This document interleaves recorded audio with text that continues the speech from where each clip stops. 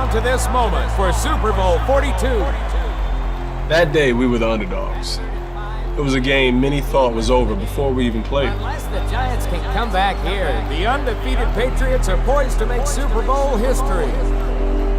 I knew I was open, but I wouldn't be open for long. Direct snap to Manning. Back to throw. The rush. As I look back, it was easy to see Eli was under duress. Gonna be hit. Gonna be sacked. No, he got out of it.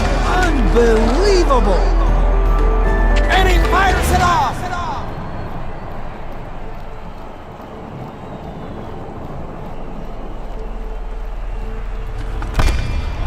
What a catch by Tyree. How in the world did he do that? I have no idea.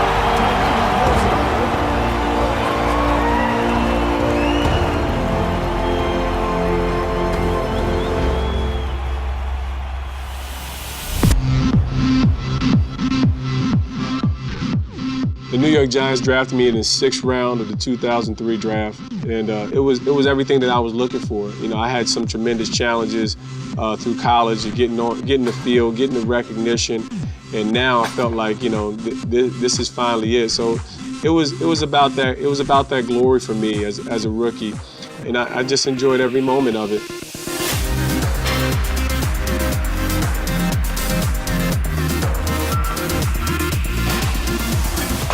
You know, most people would like to think that, you know, money would solve all your problems. And I found that the money only multiplied the evils that were in my life. It just gave me access to more of the things that I craved the most, whether, you know, if I had women, it just made me that much more likable by women. If I loved alcohol, now I was able to get all the alcohol I wanted. I loved, you know, now, whereas maybe in time past I didn't have marijuana, now I'm able to buy all the marijuana that I wanted. You know, I was one person in public and a totally different person in private.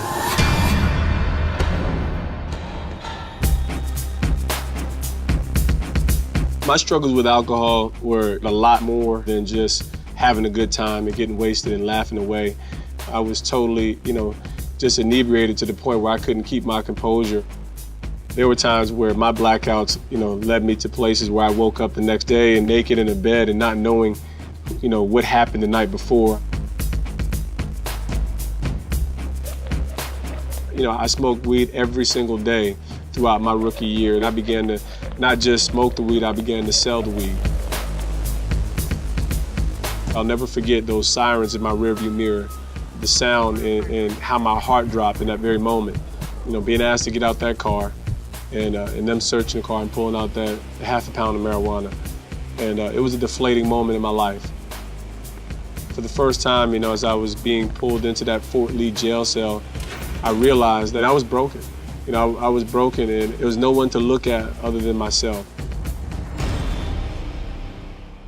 And at that moment, nothing else mattered. I just knew I needed something more. I just cried out in desperation and just said, God, all I know is I need you. In that following weekend, after I got arrested, I ended up in the back of a church in a fetal position, crying and weeping out to God. I could no longer resist God's love. As I received God's forgiveness, I knew that I was new. The person of Jesus Christ was now a reality in my life. It wasn't just a myth. It wasn't just a figment or this idea. The forgiveness of sins is what actually sets man free. And I was immediately transformed.